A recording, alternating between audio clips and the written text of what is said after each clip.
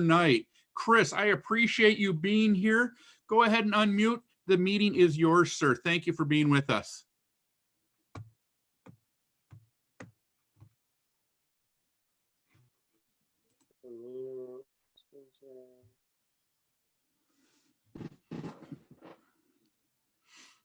All right. Hello. Can everybody see my screen okay now? All right. My name is Chris Roxburgh. I'm a local photographer out of Traverse City. I grew up in Leelanau County, and a lot of the pictures that I'm going to present today are local shipwrecks and underwater sites that we have in our area. And I want to thank everybody for inviting me to the Zoom presentation. I have some exciting photography to share. Every time I do one of these, I find new pictures to pick out that nobody's seen before. So some of the pictures, you know, are going to be the first time some of these wrecks have ever been seen. So let's get started. So this first picture here is a picture that I took. It's not an over-under. It was actually just completely underwater, but looking up through the water at the South Fox Lighthouse on South Fox Island, which is in Leelanau County. I really liked how the light illuminated through the little ripples in the water and kind of washed down on the rocks. Let's see. Oh, 1 minute. Oops. There we go. All right. This is the Westmoreland shipwreck. This shipwreck was found in 2010 by Ross Richardson. He's a local wreck hunter out of Lake Ann. Ross has also found the W.C. Kimball and just recently the Jarvis Lord, which has been on the news as well, in the Manitou Passage. She sank on December 7th, 1854, en route to Fort Mackinac with 10,000 gold coins and 280 barrels of whiskey. So the gold coins are still on board. Nothing's been salvaged or touched on the shipwreck, and there's only a few people that have ever had permission to dive it. It's a very sensitive site. It's an unpublished, unknown location in the Manitou Passage. Here's a shot of her bow. The shipwreck is very deep. It's 200 feet deep. Technical dive that Dusty Cliffman and I did. You can see the anchor hanging out of the bow, still hooked onto the ship, as it was in 1854 when she went down. She sat on the bottom for over 150 years as many wreck and treasure hunters hunted for her, because the gold today would be worth around $4 to $5 million. 10,000 gold eagle coins, today's gold value would be millions of dollars. So a lot of wreck hunters have hunted for this ship. And, you know, before 1980, you could salvage anything off a shipwreck without permission. So a lot of people were going to find the gold, and possibly if the whiskey was still in the barrels, still good. Nobody found her. In 2010, finally, Ross Richardson, who located the vessel and wrote a book on it. The Westmoreland's definitely one of the coolest shipwrecks I've ever been to in my life, just because of the sensitivity of the site and the remote location of the wreck. We had to go out and deploy our own buoys off the wreck to safely dive it without, you know, hurting the wreck, disturbing it. Plus, it's a very deep dive, so the whole setup of this thing, it was a whole entire day it took to go out and complete this dive, and we safely did. This is the hogging arches. So as we came across the deck, the hogging arches are on the left and right. A hogging arch is installed on a vessel that's very long and skinny.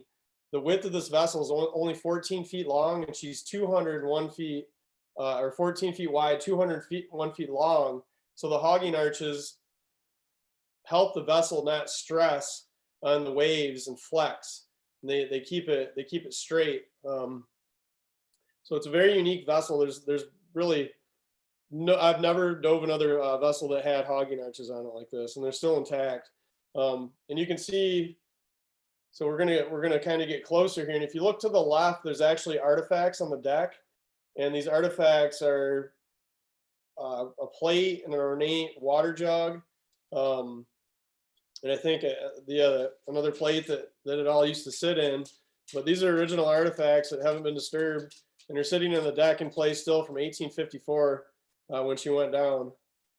There's a more close-up of the artifacts, and you can see how the hogging arches too, how they're constructed, is very neat. These are the lifeboat davits on the Westmoreland. So they're empty, and they're telling a very tragic story of, you know, survival and loss. Half the crew perished. Of 35 people, only 14 survived. There was 20-foot waves in the Manitou Passage as she was coming up from Chicago with her gold to deliver it to pay for the garrison army stationed in Fort Mackinac on December 7th, 1854. 20-foot waves in the Manitou Passage would be almost too much for any vessel unless it was a big ocean-going freighter. She was headed north into the Manitou Passage, almost to the Manitou Islands, and her boilers were extinguished from a leak that she had sprung days earlier. The bucket brigade could not keep up with the ever-increasing flow, and her boilers were extinguished, turning her to the side, exposing her to the direct north wind and the 20-foot waves. And she sank within minutes. And the remaining crew that got to shore, there was 16 people that got to shore on the lifeboat, and 2 people perished right on shore. They left the bodies there, and the remaining walked 40 miles to the nearest town and survived to tell the story of the Westmoreland. Location was never known, though, until Ross Richardson found it in 2010. This is the steering wheel, the helm. So as you swim towards the stern from the bow through the lifeboat davits across her deck, that would be the helm there where the steering wheel is. The deck's starting to dilapidate. So the vessel's starting to collapse somewhat. Not too bad, but the upper deck is definitely collapsing. This is the unidentified rabbit steamer on North Fox Island.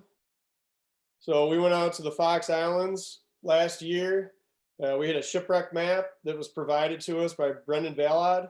Brendan Ballard is the most well-known maritime historian in the Great Lakes. He's based out of Wisconsin. The guy has the largest maritime antiquities collection in the whole United States, and he's gonna be donating that to a museum when he passes. But anyway, so Brendan's has been researching the Fox Islands for years, and he located many shipwrecks around the Fox Islands. Not a lot of people have been out there to dive these wrecks. This was actually the first picture ever taken of the shipwreck and published of this rabbit steamer. It's about 60 feet long. So we went out there and, you know, we located all these wrecks. We had the shipwreck map with GPS coordinates that were found through Google Earth using satellite technology. You can put it on your laptop, and you can go back in this thing called Time Machine, and you can see 20, 30, 40 feet down to shipwrecks. You can see anomalies, and you can rewind the time to the clearest imagery. Is how this wreck was found. So we were the first people to actually see this wreck. You know, it still is unidentified. Some of the wrecks that we had located are identified now. This particular wreck, there's no history. So a rabbit steamer is just a kind of a strangely built, if you will, vessel, usually by its owner. So each build of a rabbit steamer is very different from the next one. And a rabbit steamer is kind of like a mutant vessel, you know, with current day practices, or actually practices from back then that were current, but with different materials that the owners could get or afford. And they would make these vessels that would transport goods throughout the Great Lakes. So we had crystal clear visibility. You can see the algae. That algae right there, that's the cladophora algae. That algae creates botulism, avian botulism. When it dies, it has a natural process. It's like these little cotton balls that die off and float. So that algae that encapsulates this whole shipwreck is the algae that creates the avian botulism problem that we have in the Manitou Passage that kills thousands of birds almost every year. Here's another side picture of the boiler. In the sand, those are quagga and zebra mussel shells that have attached and fallen off and died, and they just kind of get caught in the sand. This is a picture. This is my wife, Bea Roxburgh. She was out there diving these shipwrecks with us on her voyage out there. We nicknamed this shipwreck fish bones just because everybody says it looks like just a fish fillet of fish bones. This is the Grace Williams, another rabbit steamer. She was a little longer. She was about 80 feet long. Grace Williams has only been dove by, I think, 5 people in the world, kind of like the Westmoreland. Nobody's got the coordinates for it. We were given the coordinates for it by another diver, a Great Lakes diver. I won't mention the name, but we acquired the coordinates. And this wreck here this is the deepest wreck dive that I've ever done. She was 204 feet deep. Very technical dive. We had overcast, but we still had light coming down because the visibility in the water was so good that the light that was out, which wasn't much, still penetrated down 200 feet. And I have a flashlight on the bow, kind of shining on the bow, but everything's still in place on this vessel. It's never been disturbed. The windlass is still on at the anchor. The pilot house, which is really cool because not a lot of the vessels have the pilot house is still attached. This is where the pilot house was, and the boiler stack right there, and Dusty illuminating it. She sank on April 28th, 1896 in a gale in between the Manitou Islands, 204 feet deep. She's located right in between North and South Manitou Island.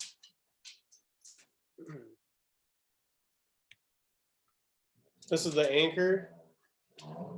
Just a second. Come on, one sec. Come on, you guys. And there's always something during a Zoom meeting to. So, yeah, my pug and sheep dog decided it was a good time to start messing around behind me, purposely doing it. So this is the anchor, still in place where it would be back in the 1800s. The Grace Williams was a salvage shipwreck, and she used to go around and salvage other shipwrecks until she became a shipwreck. So quite a unique history on this vessel.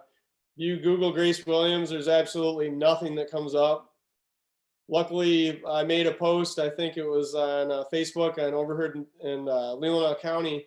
The relatives, the ancestors of the captain got a hold of me and told me the whole story, the complete story of it, which was really neat to hear from some of these people, and to donate some of the pictures that I got too as well to some of the families that are attached to these ships. So this is the bow, totally encrusted in quagga and zebra mussels, but the windlass is right there. You can kind of see it. So the windlass is what used to pull up the anchor. It was the mechanism to pull up the anchor. This is the Vega. The Vega is located on South Fox Island. The Vega was a bulk freighter built in Cleveland, Ohio in 1893. While shipping iron ore from Escanaba, she foundered off South Fox Island November 29th, 1905. So all that's left from this large 300-foot long steel freighter is just the hull and ripped up metal. She's shallow, 30 feet deep, was exposed to ice and severe storms for years. And there's not a whole lot left of her, but there's still pieces of her. As you can see, that same weekend, we had just amazing visibility. It was 100-foot visibility at least, some of the best visibility that I've ever seen. So, and we had glass column conditions when we went out there, which was also helped out with the trip because I did 101 miles in my boat during the 2 days we went. It's 25 miles to the south tip of South Fox, and and back. That's 50 right there. And we went around both islands and discovered all these different shipwrecks. I had went 101 miles on this particular trip. This is the Falcon, South Fox Island. She sank on November 7th, 1909 in a gale. It's my wife, Bia, diving with us again.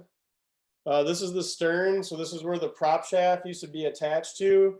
And the propeller from this old propeller ship used to be mounted right here in the very back. You can see it's been salvaged. It was most likely salvaged not long after she sank. These are the first underwater pictures ever taken of this vessel as well. So it was kind of neat to go there and, you know, be the first diver to take pictures of a lot of these shipwrecks. This is part of the wreck as well.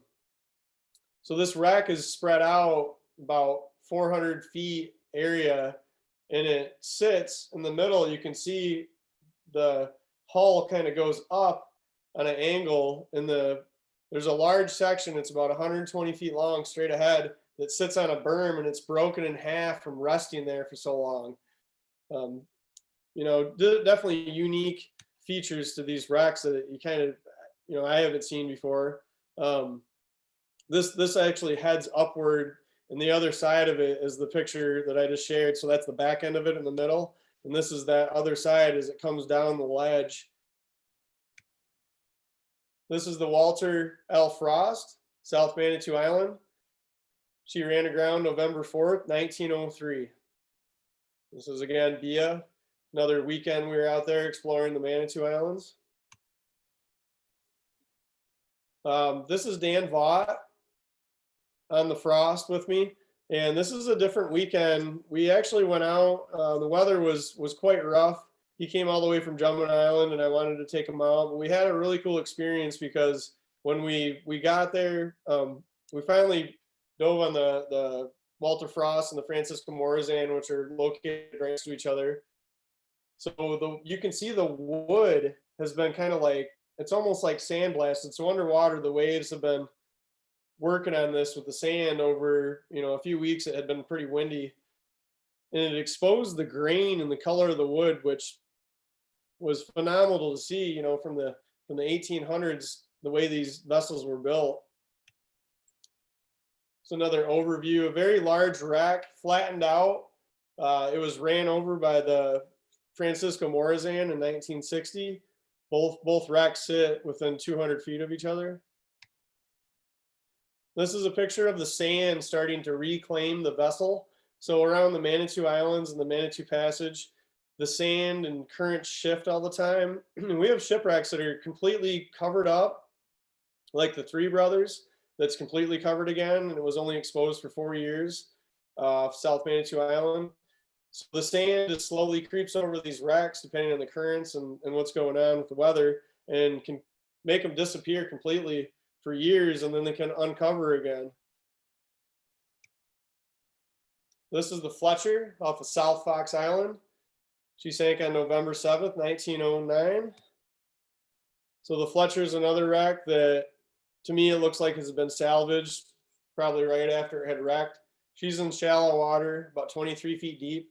Another shipwreck that was located from Google Earth imagery through Brendan Ballard. Crystal clear water. You can see kind of the light play from the waves on the vessel. So she's located in 3 different areas, all within about 300 yards of each other. So a larger area. The reports were that the storm was so bad, it blew the vessel up on shore, or at least, you know, in 10 feet of water or so, and just completely decimated it. The crew survived, got on shore, and local Native American fishermen saved the entire crew and brought them back to mainland Leland. This is the boiler. The boiler sits off a couple 100 feet off the wreck. You can clearly see the boiler on Google Earth as well. And this is off the northeast side, right before the shoal. She kind of hit the shoal on South Fox Island.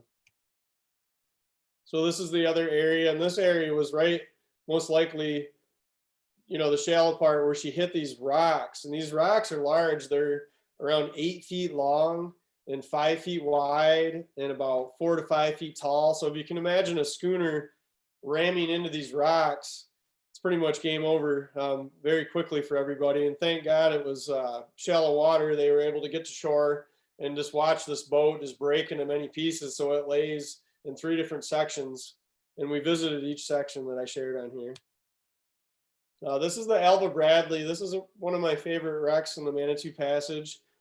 The Alva Bradley was a 3-masted schooner, 192 feet long. She was lost in a gale October 13th, 1894. This is freediving the Alva Bradley. So we went out. The Alva Bradley sits in around 30 feet of water. Come on, let's go. And we decided to not scuba dive it that day. We do some free diving, not too deep like professional free divers do, but we'll go 30, 40 feet and go down to a wreck with the long fins and a kind of like a skin suit. The water was really cold, but the visibility was still amazing. You can see the billets. So there's little rectangular steel billets, they're called, that's what her cargo was. And she was one of the most beautiful schooners in her day. And you can find dead eyes and other artifacts in the sand around this vessel. She had been salvaged, but not everything was taken before the salvage laws went into effect. So it's really cool to see some of that stuff and photograph it. Here's an artifact that we uncovered. So this is a dead eye. This is where the ropes used to go through that controlled the sails and other rigging and parts of the vessel that required ropes. So the ropes would go through those eyelets. These are all hand carved, and the wood that was used is actually the strongest wood in the entire world. It's out of Florida. I forgot the name that it was called, but the wood was so hard that it could withstand the heat and friction from the ropes sliding back and forth on it. And it's also the most expensive wood in the whole world, and it still is today. I wish I could remember the name for it, but I'll have to post that later. This is the William T. Graves off North Manitou Island. So the William T. Graves, let's see, this is my wife Bea as well. We had a warm day. The William T. Graves off Donner Point. She was a wooden bulk freighter. She was in service from 1867 to 1885. The Graves was 207 feet long and may have been the first bulk freighter ever built. This is the rudder that lies just off the stern of the wreck. This is an unidentified shipwreck off of North Manitou Island. This shipwreck was falsely identified and is right now currently labeled the J.B. Newland in the Manitou Passage Underwater Preserve website. And it's not the J.B. Newland. The J.B. Newland is in Canadian waters, and it was a similar schooner. And we're currently in the process of identifying this vessel, and I hope to have it identified. We got some exciting things going on in the Manitou Passage Underwater Preserve as well. I'm working on getting involved with that and becoming the president, working with the state of Michigan Underwater Preserves Council right now. And this vessel, when I take over and have a board, we're going to revamp the website, and this vessel will be positively identified by then. So we're working on it right now. I would say that's probably the rock that it hit. You know, you don't have to be an investigator to figure that one out, but you can see the ribs are kind of pried apart on the boulder. And this boulder is around 7 to 8 feet long, and it's about 6 foot tall. So very rocky shoal off of Donner Point, and has claimed a lot of shipwrecks. So here's another shipwreck right on Donner Point on North Manitou Island.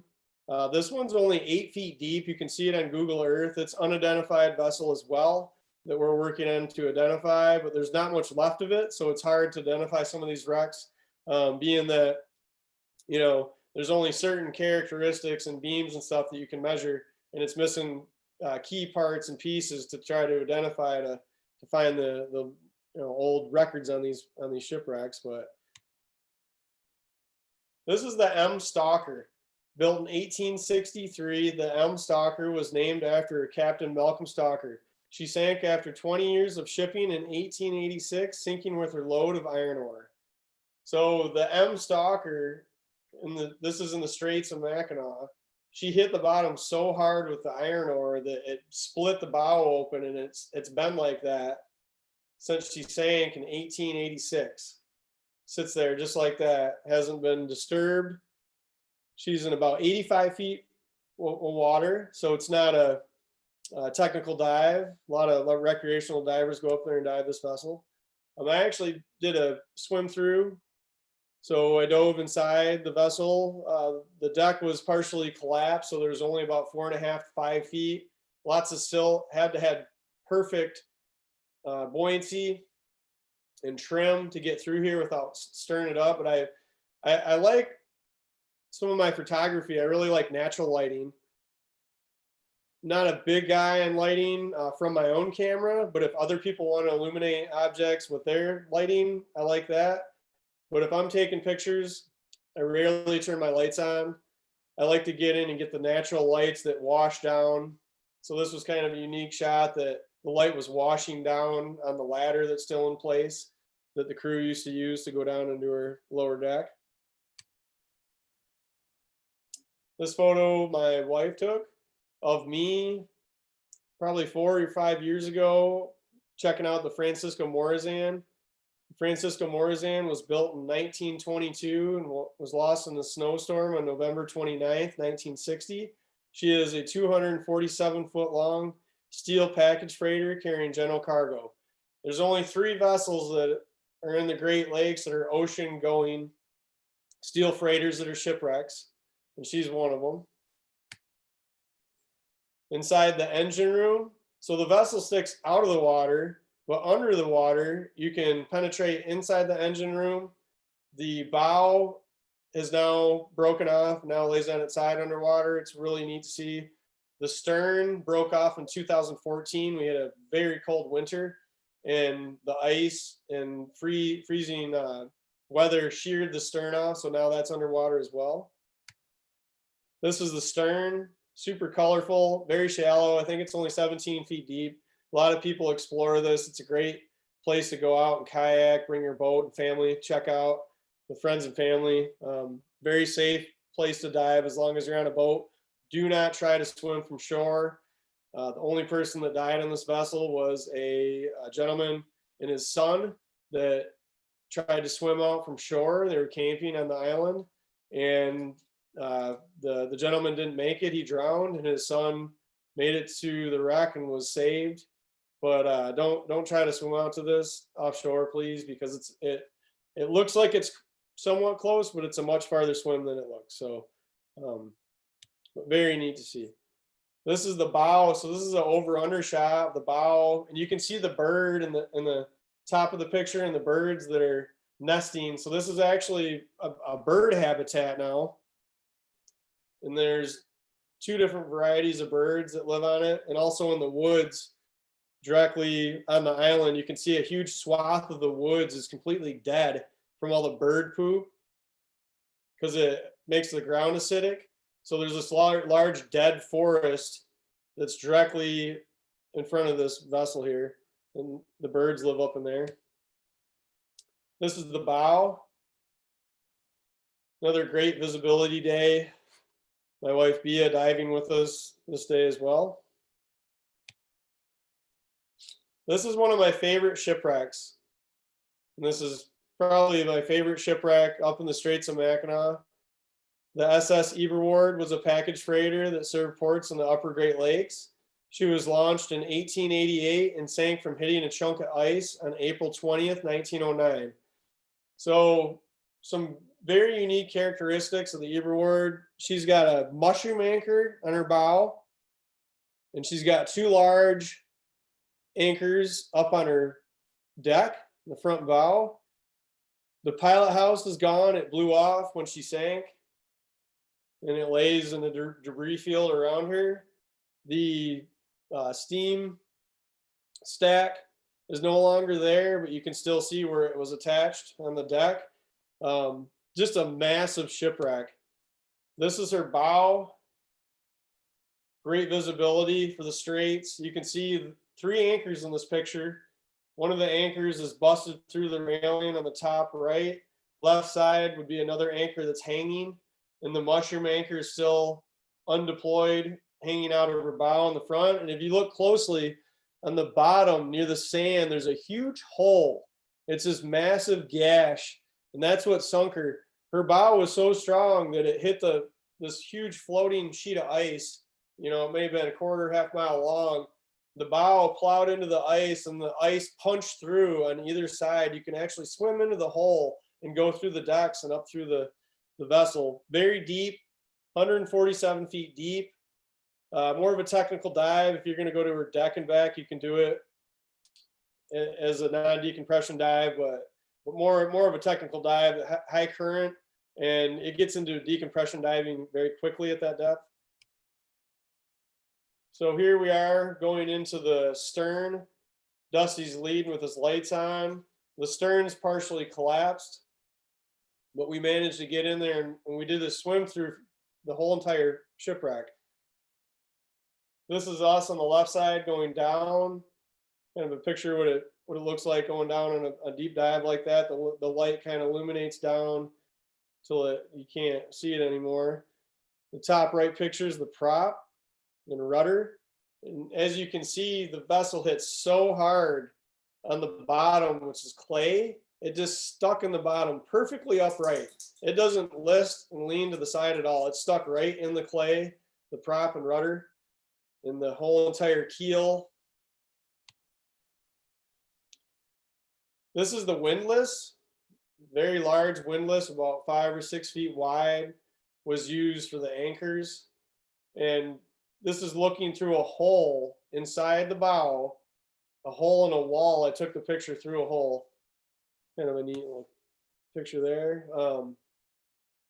This is inside the cargo hold, the deck. So actually the cargo hold's right below this, but the port hole for that the cargo would go through, which was corn, is, you can see it on the right side there. And 200 feet long, you can swim through this whole thing, and the light just illuminates through the windows and washes on the deck. It's quite a sight to see. This is the toilet. So, you know, if you're doing a long dive down there, you got to go to the bathroom. Hey, it's right at the end of the dive. There's the toilet. Bottom right picture is the bathtub. So bathtub and a toilet on the deck. And the top right picture is another windlass device that was used for pulling up the anchors. This is probably the best picture that I've ever taken of the Eber Ward. This is definitely one of the best pictures of a shipwreck that I've ever taken. We just had superb conditions. The timing of the diver was perfect with the bubbles coming up, and we had 150-foot visibility. So there's not many pictures out there of the stern of the Eber Ward like this. We went before all the wrecks were buoyed in the strait, so we were using an iPilot to dive and specialized techniques that only we were doing at the time.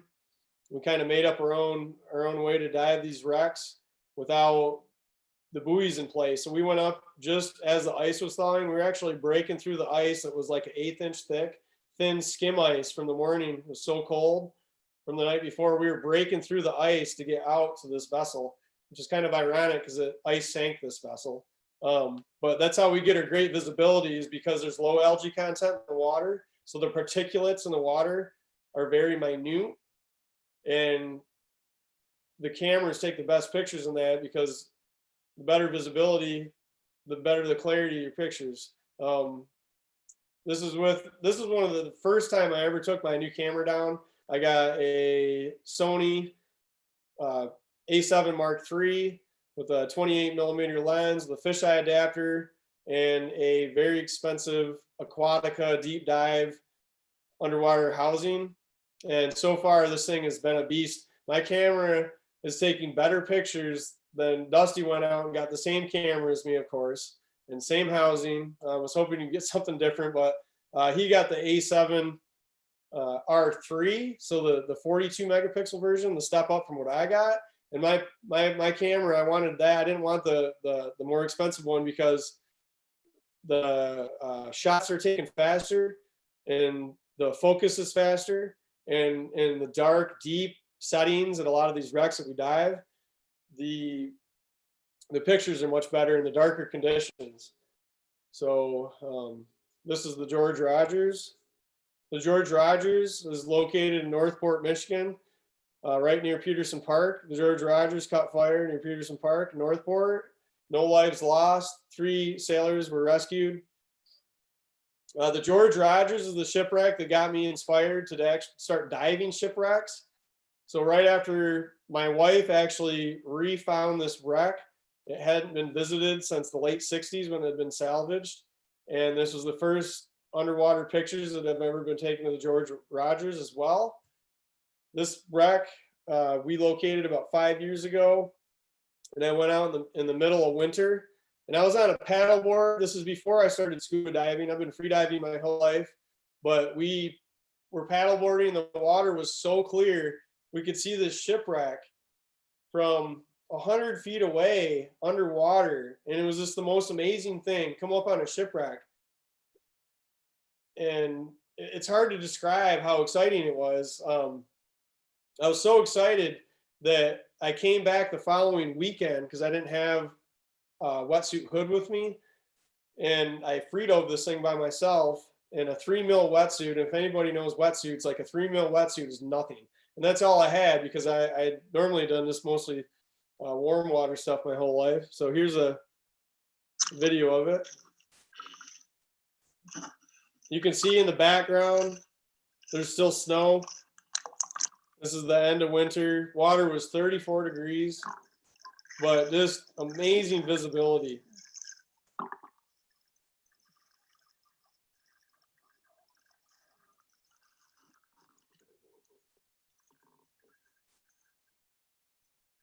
I went out there by myself, so that's how excited I was about it. I'm like, hey, I'm not going to wait. Nobody can go with me. I'm going to take my paddleboard to Peterson Park. I'm going to walk down those 300 steps with that thing, and I'm going to paddle to this shipwreck, which is about 1.5 miles in the middle of winter, and dove it. I got hypothermia. I got hypothermic. I had to, when I was done, I was so hypothermic that I had to paddle north, so it wasn't on private property, which is right in front of this place. I had to start a little fire on the beach and warm myself up. I had to strip down and change, and we're talking, it was 20 degrees out with a wind chill of probably 10 or 15. And I was shaking so uncontrollably by the time I got to the shore. I was actually just really, I was nervous. I was scared. I thought I was going to go into hypothermic shock. I was able to warm up, change my clothes, and, made it back to shore. And after that, I went right to Scuba North that week, signed up for a scuba diving class. And I was one of the only people that took my checkout open water dives in the middle of winter. This freezing cold. My instructors all wear heated dry suits. I had to wear a wetsuit because I wasn't dry suit certified yet. So that's how excited I was and into it. And then after that, it was just, where's the next shipwreck? Where's the next shipwreck? Where's the next one? The next one. And then I dove every single shipwreck in the whole entire area that we could get to and find, and started going all over the Great Lakes. 4 years later, 4.5 years later, almost 5 years later, the last couple of years, things really picked up. We got national recognition. Made it on USA Today and articles on USA Today and national news multiple times over the last 3 years. Last 2 years, things really picked up, and it started being a career. Now I sell my prints, wrote a book on it, and which is one of the best sellers right now at Horizon Books. So kind of took this thing that was a hobby and just turned it into a side career. By trade, I'm a electrical contractor in Traverse City, but still just, I couldn't be more excited about doing this. Every time I investigate a shipwreck or where one's at, to go find it, because a lot of these wrecks we go to, not a lot of people have seen before. They're not buoyed, so you have to have some know-how to use sonar and know how to do the GPS and go out and find these. So this is the boiler of the George Rogers. So when the George Rogers was salvaged, the gentleman, he's from Leelanau County, that took the prop and the boiler. They were taking the boiler back on a barge, and the wind blew the boiler off the barge. And this is almost directly out just south of Peterson Park. On a clear, calm day, you might even be able to see the shadow of this thing from Peterson Park up there. But the boiler had fallen off, and they said, heck with it. We're not going to try to get it out of the water again. It was a huge chore to get, remove this thing out of the water. And they left it there, and it sits today. So this is the boiler of the George Rogers in black and white. My wife, Bia, I took her there when it was warmer, after she got certified so she could dive on the George Rogers, and she relocated it. Just another picture of me. It's actually a selfie I took, a GoPro, when I first was on the wreck. A couple more parts and pieces of it, part of the steam boiler and the hull and the engine mount and prop shaft. This is the Sandusky. Very tragic story about the Sandusky. The Sandusky schooner. She was lost in a gale in September of 1856 while on her way from Chicago to Buffalo with a load of grain. She sits in the Straits of Mackinac, and is probably one of the most tragic stories in the Straits of Mackinac. Sandusky was one of the most beautiful schooners of her day. 1849, picture her. That picture was what she would have looked like. That's actually not a real picture of the Sandusky, but that's a picture that was taken of an identical schooner. There is no pictures of the Sandusky. This is the picture of the Sandusky in 2019 as she sits. Her anchors still hang off her sides.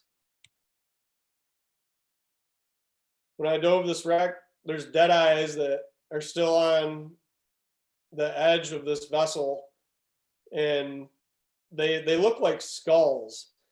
They have a little eerie feeling to them. Everybody on this vessel perished when she went down. There was a lifeboat that was sent out to her, and this big lifeboat got to her, and it was such a strong wind that they couldn't rescue anybody. And there was only 2 remaining survivors. One on each mast was clinging to the mast in the wind for life, screaming as the boat slowly drifted underwater, and they couldn't save these gentlemen. And they watched them go down, clinging to the mast, and sank to the bottom and perished. This is the windlass on the bow, and the chains still are attached to all the anchors. This is the stern. So the helm used to be right here, and the helm was salvaged. The wheel was taken off of it. This boat was pretty heavily salvaged. The figurehead was actually cut off and then was remade by a local wood carver up in Mackinac City and reinstalled because it was such a beautiful figurehead. And everybody wonders what this figurehead is, and the figurehead's a squirrel. So very unique things to see from such a long time ago. This is the Grecian, launched in 1891. The steel-hulled Grecian symbolizes an era of unprecedented industrial growth in America. She was used by J.P. Morgan's iron industry. And if anybody knows about any history on J.P. Morgan, J.P. Morgan's still, multi-billion-dollar company in different many assets and industries. But this is where J.P. Morgan started, was in the steel industry. And the Grecian was one of the fastest vessels that would ship the iron ore. This is inside the Grecian. So the Grecian, the stern is still intact. Very beautiful vessel to see. The bow is still intact. The middle of it is completely flattened for some reason. It just kind of dilapidated and fell apart. But she sits at 110 feet deep in Thunder Bay off Alpena, Michigan, in Lake Huron. This is the very large boiler of the Grecian. A friend of mine, Dan Vaught from Drummond Island, a fellow dive partner. This is the bow of the Grecian. It's a massive vessel. The divers on the very bottom left, you can barely see them, but you can kind of tell, just how big the bow is. And it has that unique feature coming off it. This is the Congress. So the Congress shipwreck is located in the harbor, South Manitou Harbor, 165 feet deep. Not many people dive this. It's a very rare shipwreck to see. The Congress shipwreck is a 265-foot long wooden steamer built in 1867, caught fire at South Manitou Island at the dock on October 4th, 1904. She was shoved off the dock to burn and sank in the deepest part of the harbor. She sits upright and is seldom dove because of her depth and no mooring buoy. So another one we had to go out there and find was sonar. We had to deploy our own buoy. We had to anchor in almost 200 feet of water, and a very technical dive. That's the bow. Left picture is her boiler stack. Top right side is the boilers. Bottom right side is where her deck used to, those are the deck supports. So that's where the deck used to be. The whole entire deck burned. This is the Glen Haven dock. Very beautiful place. Sit with me for the rest here, boy. This is Milo. This is Milo the pug. He comes on a lot of dives with me, and he likes to bark when I'm doing Zoom presentations and make noises. So this is Milo here. He comes out on the boat a lot with me. Usually I have to have somebody on the boat that's going to stay with Milo, because Milo doesn't like to be away from me, and he'll jump in the water off the boat and he'll try to dive down to me or swim to shore.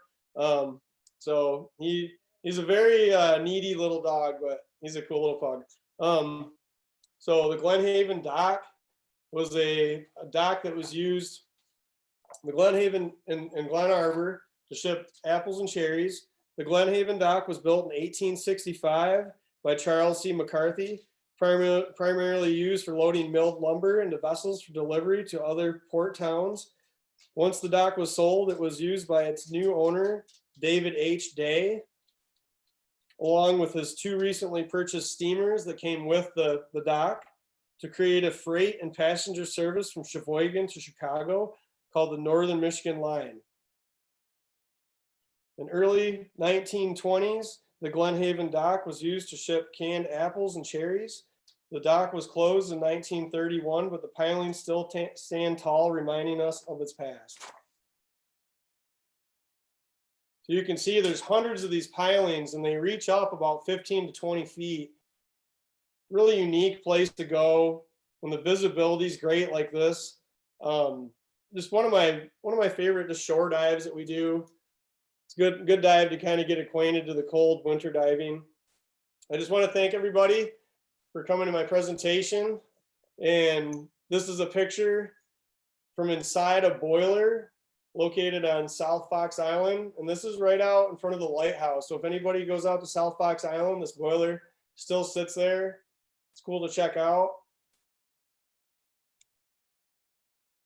This is like my typical ending of my diving day that we do. We found some bird bones on the beach. I put them there kind of like a pirate would, and made a little fire in a solo stove so it wasn't on the beach. And we just sit and watch the sunset. We usually grill and spend the night on the boat. Typically don't camp, but this is like the ending of the Fox Islands, the first night that we were there. This is what it looked like, and it was just beautiful as the sun went down and melted into Lake Michigan. So thank you everybody for coming. Thank you, Chris. We had some questions about what you use for gear. Sure. What type of stuff are you taking down to capture these images, and anything you can give us for hints on if we want to, other than getting certified to dive, of course, if we wanted to get into underwater photography, what kind of stuff would we look at getting? Sure. So the best beginner underwater camera, hands down, is a GoPro 9 or a GoPro 8. 7s are fine too. For just getting into it, they do great video. I used one for the first 3 years of my diving and photography. I also use a pair lens, which is similar to a GoPro. It's another underwater camera that has its own housing built into it. I think they can go up to like 300 feet. Pretty cool little camera. Now I use the Sony A7 Mark III with an Aquatica housing. Complete package was over $8,000. So that's when you're ready to really, do it like that. You got to go from something that's just a few $100s to almost $10,000. And there's not a lot of in between. There's some cameras that are in between. Olympus makes an underwater camera. I would just go with a GoPro. You can get a used GoPro 8 for $150, $100, whatever. Great video, So if you want to get into it, a GoPro is a good camera. They also make a housing that you can do the over-under shot, so the half in, half out of the water. They do make a dome housing for the GoPro, and it works great. I got my camera. It was hard to swallow paying for it, and it took me a while to save up for it. I kind of bought it in pieces, but I had so much publicity, I had so much going on. I had to either take it into the professional level or kind of stay where I was. And I really wanted to continue to grow as a photographer and a diver. And I continue to train. I'm doing a course right now at Scuba North to breathe helium at very deep depths, called Trimix. So I'm very far into my diving, studies, and I've learned a lot about photography. I've always loved photography. I've been a photographer for many years, just as a hobby. Pure Michigan has shared a lot of my pictures over the years before I was even a diver. So I had quite a bit of publicity through different social media networks before I started diving. As soon as I started diving, my first dive, I made the news. My second dive, I made the news. My third dive, I made the news. And after that, everybody thought I had been doing it my whole life, like I was Jacques Cousteau of the Great Lakes. And between us, I was just starting. My first dive, I had made the news. We found a sinkhole out in West Bay on the Ron Jolly Show, on M Live. Second dive, we went out and we found a Pinto. The Pinto made national news out in Old Mission. They called it the muscle car because it was covered with zebra mussels. And the third dive, I found the Great Lakes Stonehenge out by Power Island. Just recently did a TV show about it last year. It's going to be out on the History Channel. Can't publicly say anything about it, but been doing a lot of fun stuff. So a lot of things are going on that I'm involved with. A lot of stuff I can't even talk about yet because I had to sign non-disclosure contracts. But just stay tuned, and this year is going to be amazing footage from shipwrecks and new adventures, Keweenaw Peninsula. I'm working on my next book on the shipwrecks in the Mackinac Strait. So, yeah, a lot going on. So, Chris, with the photography underwater, you using any kind of filters with that, or is that just? Never. I don't like filters. The thing with filters, because I go so many different depths, I like to capture the natural colors that I can get from the lighting. And for me, as you saw through all those pictures, there wasn't one filter used on any one of those shots, and there was no editing. So to get that quality, you got to really feel out the day and the visibility and kind of do a lot of planning and preparation of each dive to do that. And people ask, why don't I use filters? Well, so the reason I really like how my pictures come out without filters, for one. That's the most important thing, right? As a photographer, this is how I want my imagery to look. And I think as a photographer that if I use a filter, I am altering how I see it. And I want you guys to see how I see it. So if it's dark, gloomy, deep, how it looks, that's how it looks. The pictures of the Westmoreland, some of the, the first pictures, all these pictures, are all unedited, unfiltered pictures. So the second thing I got to say, why would I use a filter when I'm getting pictures like this? Why would I use something that's going to alter the colors in the final product. I personally wouldn't do that, So that's my reasoning of not using a filter. Sorry, this thing's kind of going crazy here. I don't know. It's just like going all the way back. Technology is my enemy this week. That's for Yeah. So there, I stopped it. Yeah. So that's just as filters. I've used them before, and I just wasn't impressed with how it looked. So that's why I don't use filters. I know a lot of us will use filters above to try to control what the light's doing to us because it's overpowering for the camera gear. Sure. And so we want like, yeah, and you how the light comes down and gets in your camera and the lens and stuff, right? You're talking about. Yep. So when I'm doing these shots, when I dive, I know where the sun is up above, and I'll position myself through our sonar imagery to take certain shots of where the sun is. Even though you can't see it down there, you can still get the refraction and glare of the sun coming down. So there's different ways you have to position your body in the lens to not get that. And if you do that properly, you don't need that lens, the filter, personally, that's just me. So let's see. Doing anything for white balance on there? How are you setting your white balance for underwater? Because I know it's sometimes kind of tricky to get it where it doesn't look. I'm trying to think of the right word, but it looks sometimes the picture look really weird if the white balance is off.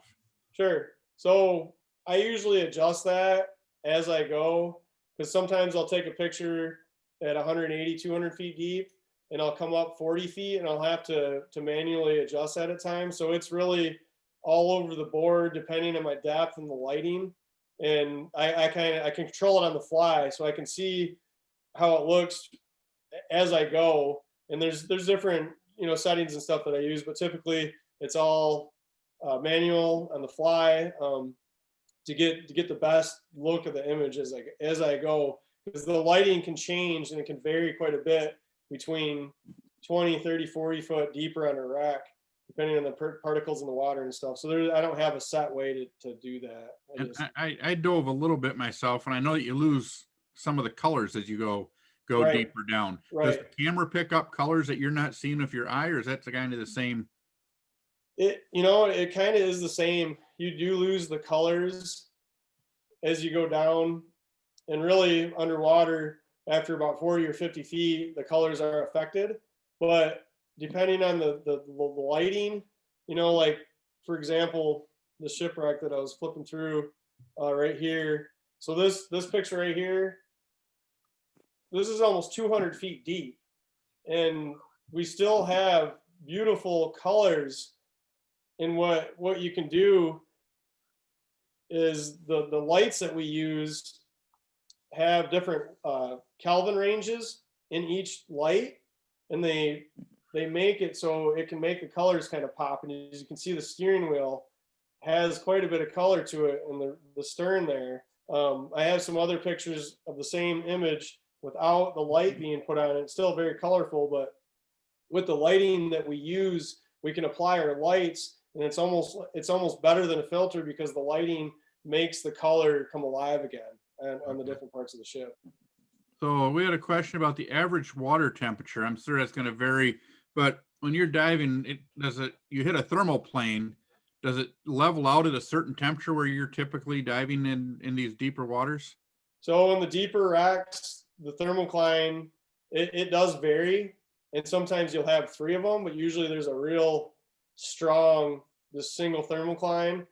And when you're coming down, like on this particular dive, I think the thermocline was around 120 feet, and you can see a line visibly of the warmer water to the colder water. You can just like cut it with a knife. I mean, it looks like a cloud, and then it's just crystal clear. On all the deeper wrecks, the water temperature is around 34 to 36 degrees. Sometimes you might get warm, 37, but typically very cold, which makes them extremely dangerous because we have our regulators have free flows, and all the bad problems you can have with equipment happens usually when you're really deep like this in super cold water. So the water temperature at wrecks that are 160 to 200 feet deep, it's always going to be around 34 to 37 degrees, which is extreme cold. That's ice diving cold. Right. And the top temperatures can be much warmer. You can have 65, 70 degree water, and you can go down 200 feet and it's 35 degrees on the bottom. Oh, The other question I got on here is your ISO or ISO. What kind of settings are you using on your ISO for these depths? So I crank my ISO up when I get deeper, but it all depends again with how much ambient light I have. And the ambient light depends on the visibility and clarity of the water. The ambient light depends on the thermocline. So that is all over the board as well, because sometimes like on this dive, we had a strong thermocline, but we didn't have algae particles in the water. So it was still very clear the whole way down, even though it was a thermocline. So I didn't have to use a very high ISO at all on this 200-foot dive, but on the Grace Williams, I had to turn it up quite a bit more. So I'm all over the board on that. I usually don't have a set thing. I'm like, hey, I'm going to turn it on this and just stick it at that depth. I control everything manually. I have different presets that I can jump around in between them. So I don't have a set ISO that I use. So underwater photography, your settings are similar when you're shooting above water. You Yeah. got to change it based on what's happening with you. Right. And I could be, going into a dive thinking I'm going to be a certain ISO and then punch through the thermocline, which may be bad visibility. It's just crystal clear and light, and it can be totally different than what I thought. So it's per dive, per conditions as you go, which makes it difficult because you got to be quick. These dives aren't long. This particular dive was under 20-minute bottom time, and we had to do 35 minutes of decompression before we could safely come up without getting the bends on mixed gas. So we were breathing 50% nitrox at 70 feet and up, and we had 35 minutes before we could even come up out of the water. And pretty wild how long you have to wait to come up on a very short dive like that. Now, do you have a website of your own or anything like that where you can purchase books or any of the photos or stuff that you have? So the photos, I'm working on creating a photo website right now through Square. I have a Square account that my books are linked to. My books, I used to sell my books through me. I got too overwhelmed because every single print run sold out like within weeks. So I was literally shipping 1,000 books out, or I think it was 800, but myself. And I work about 10 hours a day doing my normal day job as an electrician. And I would come home and have to package books till midnight every day to try to stay on top of it. I couldn't keep up with it. But what I did is I sold my first print run by myself, through myself, and made all the profit on that. And I paid for the whole entire second print run. And then I released that to the bookstores. So now Horizon Books, the bestseller down there, and Cottage Bookstore has them. They're all hand signed. Leelanau Books has them. The Leelanau Historical Museum has them. Bay Books in Sutton's Bay, and the Round Lake Bookstore has them. So those are all the local bookstores. You can Google it on Amazon, Leelanau Underwater, and that's through Horizon Books. You can buy it right there. They're hand signed as well. So right now I don't have my own website. I'm on Facebook. I have a diver page. It's called Chris Roxburgh Diver, and it's just a sub page of my personal page. I have 16,000 followers from all over the United States right now, and have a very, very active group of people that constantly are on there checking out what I'm doing. And it's nice because it's been a relief for a lot of people to get away from all the COVID news and the politics and crap that's going on that's just dragging everybody down. I've been told that they go onto this page and kind of can forget about all that for a minute, because I don't talk about COVID or politics on my page. All right. Is there any other questions that anyone had for Chris that I didn't see in the chat bar? If you do, unmute yourself and ask the question, please, because I can't see everybody.